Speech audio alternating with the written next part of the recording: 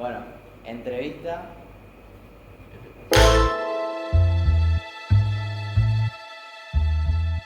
Bueno, estamos acá para una pequeña entrevista con un invitado bastante especial y al cual personalmente admiro mucho.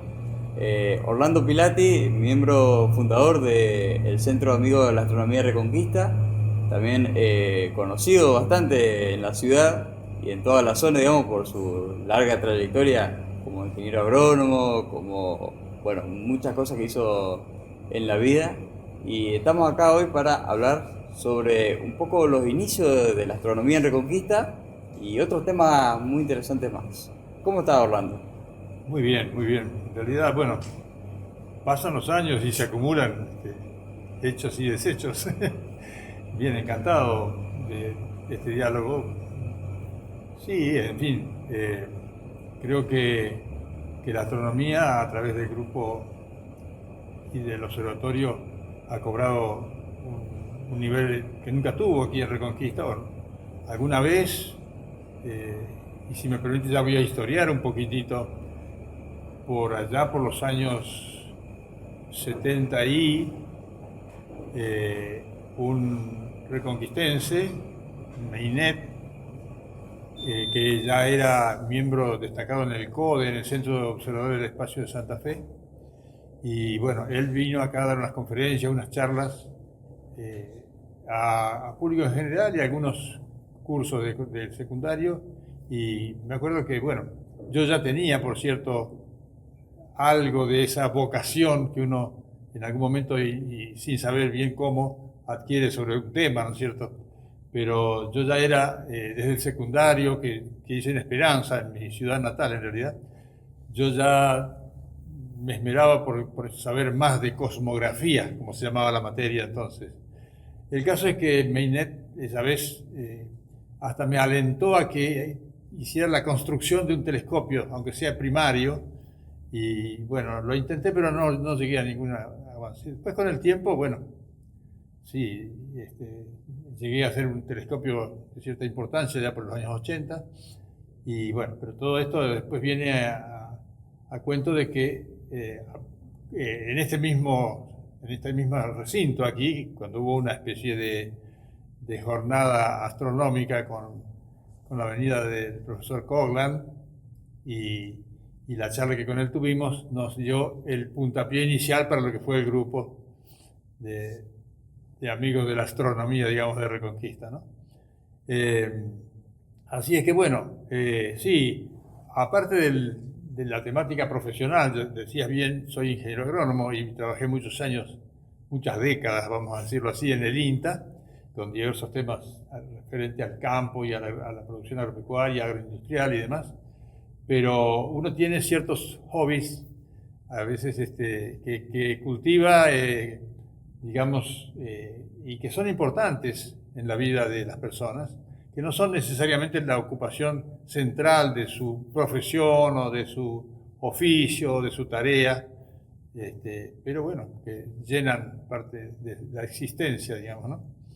Claro, son pequeños saberes que complementan a la vida de uno. Complementan la vida e incluso que, bueno, que siembran, digamos, iluminan con ciertos entusiasmos especiales la vida, ¿no? Uno no está enamorado todo el tiempo, pero es una especie ¿verdad? Tal cual. Y me comentaban también que usted ponía a disposición su telescopio, el telescopio que armó allá por los años 80, digamos, para el Sí. público general. Sí, sí, efectivamente. Sí, el telescopio, eh, bueno, el telescopio era como una cosa, como un tema pendiente que yo tenía. Y cuando uno está así, está con las antenas puestas en encontrar alguna pista, ¿no? En la revista Lupin, que de paso la editaba un goyano, que es muy amigo mío actualmente todavía, encontré la oferta de un señor de Merlo, provincia de Buenos Aires, de espejos para telescopios, decía, nuevos y reacondicionados. Y yo me contacté con este señor de apellido Hordig, de origen polaco, que era especialista en hacer lentes. Y sí, me hizo una oferta muy, muy muy económica de lo que sería un espejo para un telescopio de 20 centímetros de diámetro. Bueno, yo no estaba dispuesto y capacitado para fabricar el espejo ese, pero teniendo el espejo es como tener el corazón del telescopio. Claro, ya está el Así 80% que, hecho prácticamente. claro, sí, y bueno, me fui a buscarlo prácticamente y ahí ya comencé entonces a diseñar el aparato, el tubo, el portaocular, las regulaciones, la forma de apuntarlo, en fin. Y ese tornó un telescopio que actualmente está en la sala del observatorio aquí. Está Y todavía funciona. Y funciona, sí. En una ocasión, digamos que había mucha gente, lo tuvimos que habilitar al público. Ah, sí. Y se veía bastante bien. Estaba un poquito descolimado, pero Sí, todavía quizás hay que ajustarlo, porque ha sido objeto de traslados y demás. Claro. Pero tiene bueno, 40 años de historia. también, sí, aunque no está golpeado, ni está... Bueno, el caso es que sí, el eco que yo tenía, eso me daba mucha satisfacción así. Uno no es docente, digamos, diplomado, pero el poder compartir ese tipo de cosas con algunos cursos de escuela. Una anécdota especial tendría para contar cuando fui al puerto, a instancias de la directora de la escuela del puerto, para hacer una observación en una noche muy favorable. Se veía la luna y por otro lado se lo veía Júpiter. El caso es que esa noche en el puerto fue una concentración de alumnos primero que hacían colas muy largas, que se fueron, bueno, algunos desfilaron varias veces en la cola porque se querían colar, digamos así, y cuando más o menos se completó la atención del alumnado, aparecieron los papás y las mamás que los chicos habían ido a buscar. Así que se hizo una noche interminable y fue muy buena. Bueno, de esas varias, o muchas quizás. Pero bueno, el objeto era la exposición o la disponibilidad docente del aparato y de mí. Era relativo nomás y un poco anárquica, no había mucha organización, ¿no es cierto? Así Claro, es. pero más o menos sirvió un poquito para sembrar esa semillita, esa Sí, curiosidad. sí. No hace mucho, yendo al puerto o estando en el puerto, apareció un señor, me dice, usted trajo una vez el telescopio acá, es un hombre de 45, 50 años. ¿No? Yo estaba en la cola, en la escuela, era alumno, y no me olvido nunca de cómo vimos la luna y a Júpiter. Dice, bueno. Claro, porque también es una experiencia única, Sí. realmente mirar por el telescopio, que tampoco es algo que uno puede hacer todos los días, ¿no? Claro, claro. Y eso es lo que por ahí es la semilla que, como digo, permite que germine una vocación o un interés especial por una disciplina de cualquier tipo, ¿no es cierto? O disciplina o actividad o artesanía o, en fin, que, como digo, son esas cosas que adornan la vida, ¿no? Bueno, otro objeto bastante especial que tenemos en el observatorio, además del telescopio de fabricación casera de Orlando, es este fragmento de meteorito que tenemos acá. Si quieres, lo puede manipular a su gusto. Sí, sí. ¿Qué nos podés contar sobre esta pieza tan particular? Este meteorito es típicamente un meteorito metálico. Tiene una densidad muy cercana a la del hierro, porque es prácticamente hierro puro, o hierro con alguna combinación, no digo aleación, pero alguna mezcla o integración con níquel y con algunos otros metales pesados en general.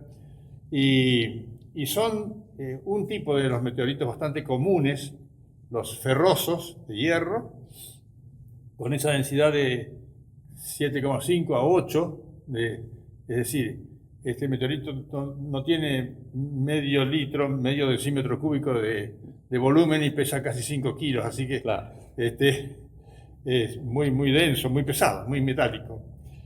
También es oscuro. En general estos meteoritos ingresan como cuerpos vagabundos del espacio, digamos, que llegan a ser atraídos por la Tierra y al penetrar la atmósfera a velocidades muy altas, por la fricción con las primeras moléculas, aunque muy realitas de la atmósfera alta, empiezan a calentarse y llega un momento en que se ponen incandescentes incluso, o se funden, algunos se vaporizan o quedan como este aquí, digamos, ennegrecidos, no digamos carbonizados porque no es carbón lo que tiene, pero quedan así, como chamuscados, ¿no es cierto?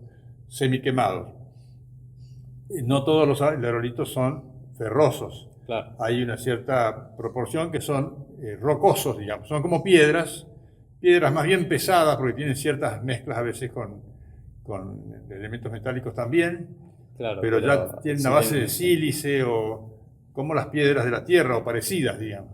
Y son todos cuerpos que se formaron en etapas tempranas del desarrollo de los cuerpos celestes del universo, digamos, y que en algún momento por esas explosiones e implosiones de estrellas, donde se habían sintetizado estos elementos, han sido desparramados, digamos así, y quedaron muchos un poco así a la deriva en el espacio, y más o menos unos 100 de cierto tamaño caen a la Tierra cada año, ¿no?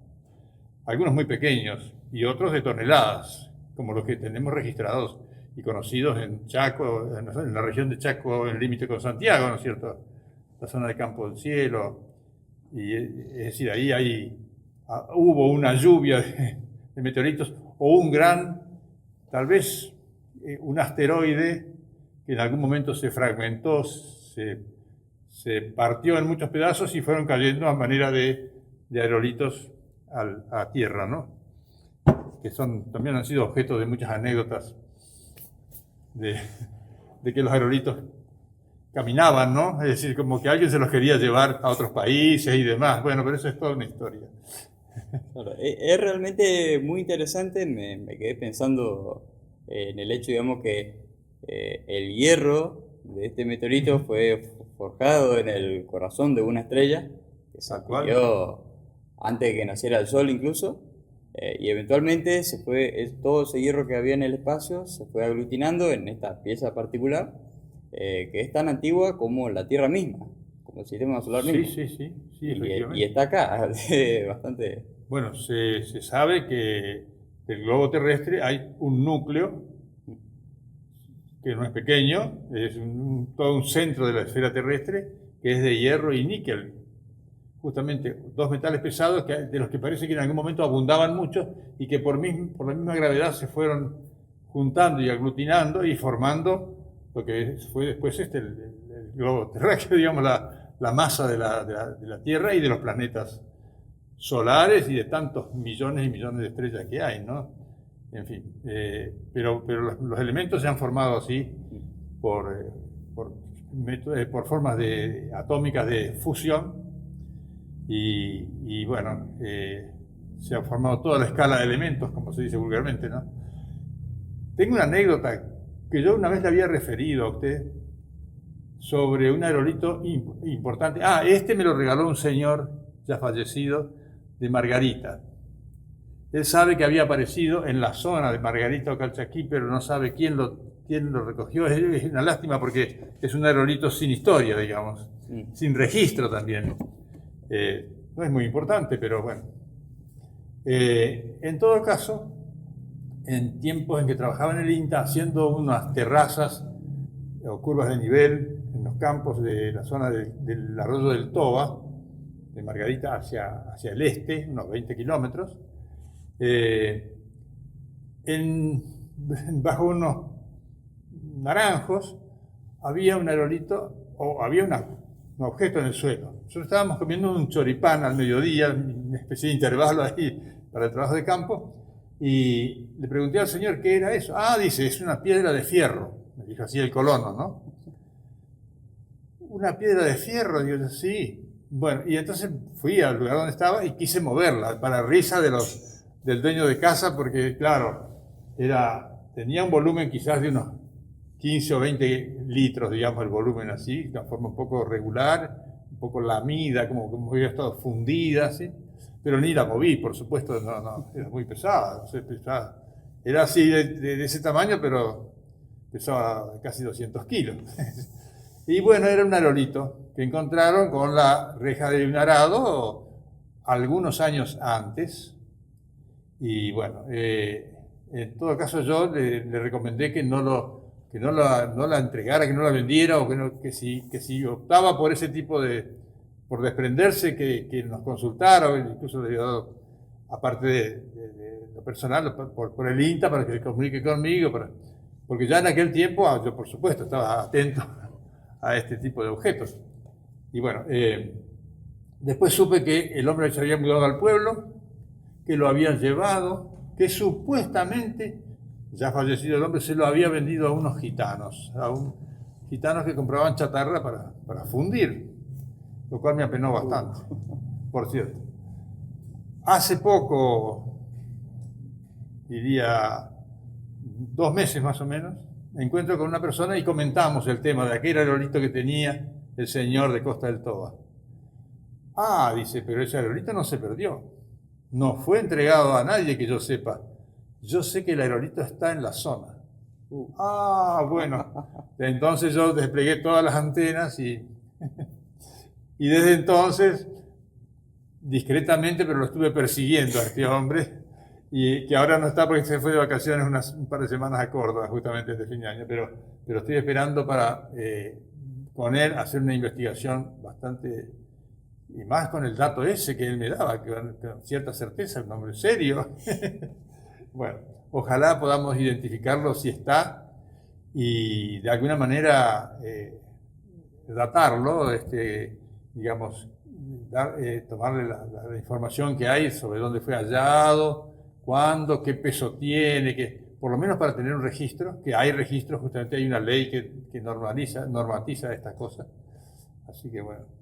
Claro, y un poco también para disculpe que me extienda, ¿no? Un poco demasiado, pero... No, de todo parte de la historia, que también es muy importante, como vos decías, sí, que este es un meteorito sin historia, digamos, que claro, el contexto de cómo fue encontrado, digamos, medio que se perdió en el tiempo. Sí. Pero bueno, justamente el tener una historia de trasfondo, digamos, le suma un cierto valor agregado. Claro, y sobre todo si se identifica el lugar donde fue hallado, si estuvo en la superficie o si fue, en algunos casos aparecen cuando se erosiona un suelo por efecto del agua o cosas así, en otros casos, si son bastante grandes, llaman la atención los cráteres o claro, socavones que llegan a hacer, como esos que cayeron en Chaco, por ejemplo, se los identificó por los cráteres. En fin, bueno, ahí están los aerolitos, ¿no?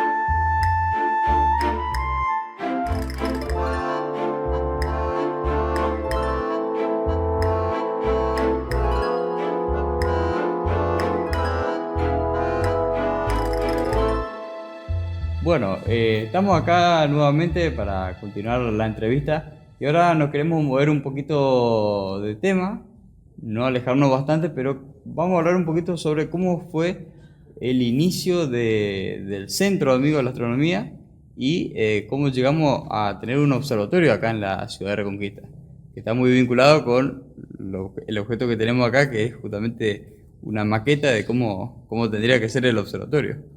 ¿Qué nos puede contar sobre eso? Bueno, yo recordaba que en 2012 fue la reunión gatillo, digamos, que inició la actividad, las inquietudes de unos cuantos que formamos el grupo. Y casi enseguida, claro, estaba un poco el desafío tendríamos que tener algún día algún observatorio, ¿no? Algún día. Pero hay cosas que se precipitaron bastante, porque yo creo que un año después ya se aprobó un cierto recurso para la construcción del observatorio de parte del gobierno provincial, un recurso específico. O para la inversión en material óptico, digamos, telescopio, lo que sea. Eso, con averiguaciones varias que se hicieron, tuvimos la suerte de que haya un equipamiento, que es el que actualmente tenemos, que se vendía en Rosario de una persona que lo había comprado en forma particular y que lo vendía sin uso prácticamente. Era algo así, digamos, lo estoy simplificando. Es decir, lo que fue una especie de licitación apareció con esta oferta de un material apropiado a lo que nosotros imaginábamos que podíamos tener para comenzar y económico. Y bueno, eso se concretó y se compró, y la verdad que algunas cosas que se decían que tenían poco uso, incluso el telescopio y la montura principal, cuando abrimos las cajas aquí en el observatorio que habían llegado, nos dimos cuenta que eran nuevos, todas las cajas estaban cerradas de fábrica, nunca fueron abiertas, es decir, era un señor que los usó y no los usó, lo compró y lo... Claro, y lo almacenó, ¿no? Y lo almacenó nunca tuvo oportunidad no mucho tiempo, pero se ve que cambió a lo mejor su posibilidad.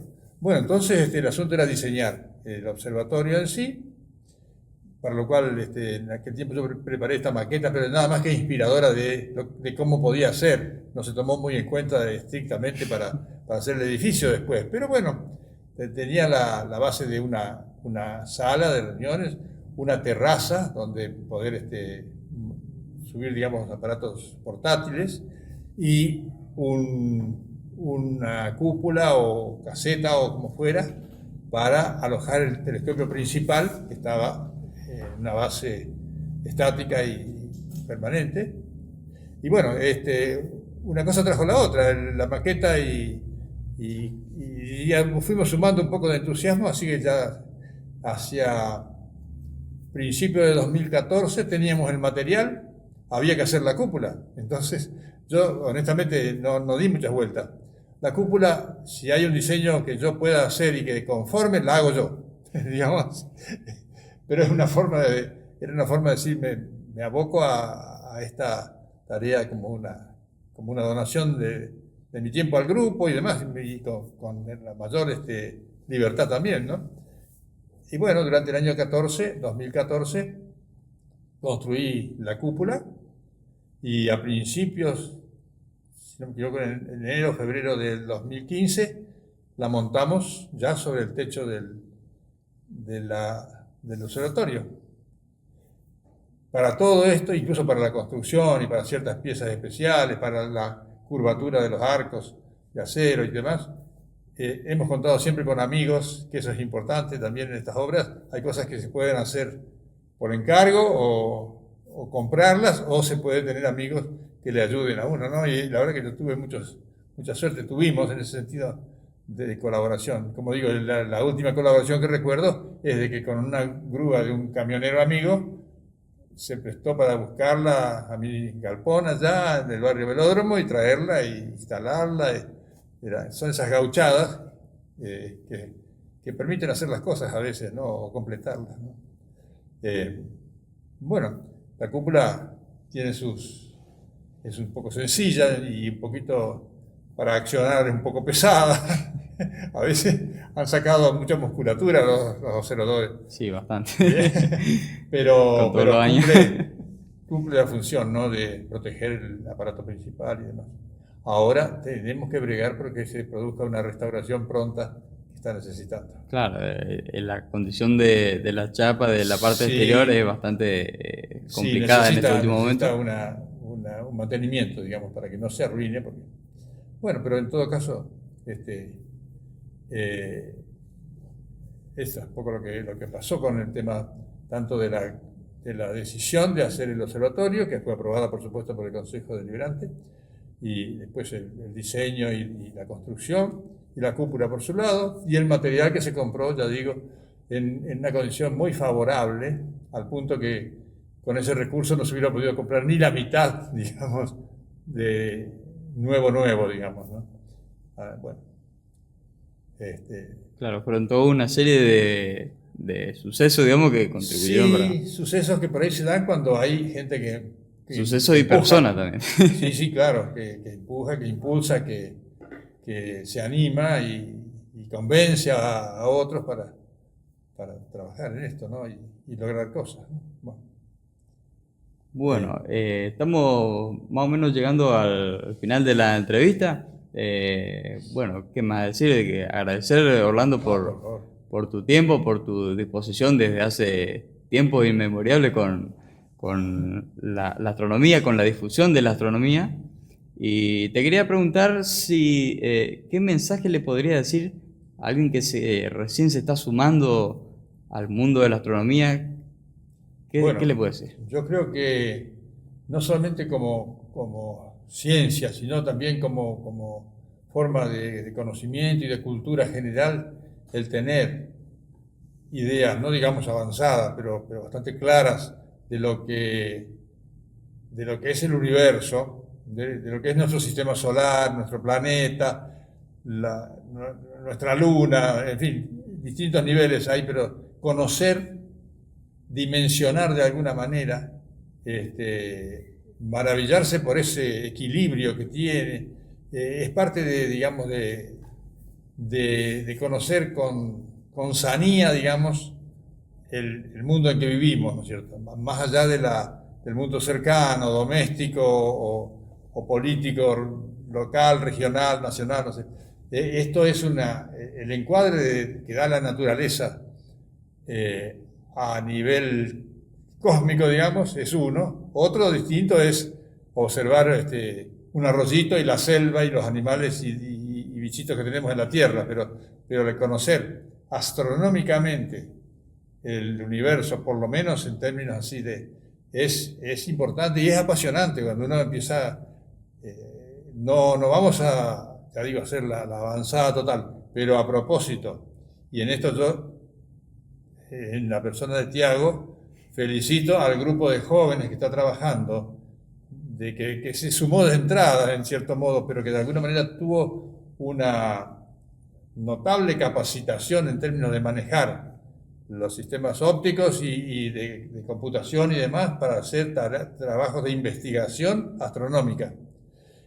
Ahora no me puedo explayar demasiado, pero las cosas que se están haciendo son de una alta idoneidad en el tema, con ciencia clara y con manejo tecnológico muy bueno, con relacionamiento en forma de cierta red con otros observatorios del país y de otros países, y eso es notable para el poco tiempo que se lleva. No tenemos tampoco una escuela o facultad de astronomía, pero de alguna manera la tenemos, es decir, se está conformando en la acción de estos jóvenes.